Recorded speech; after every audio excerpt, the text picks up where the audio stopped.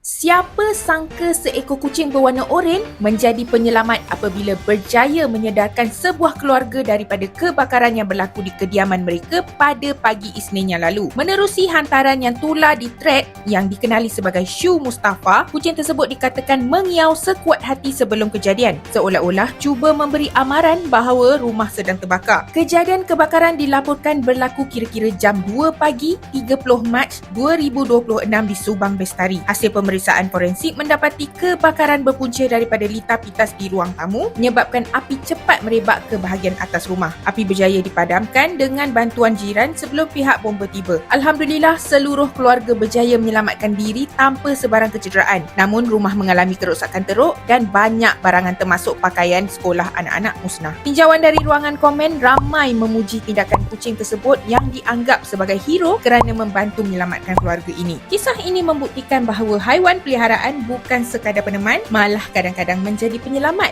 dalam saat kita tak sangka.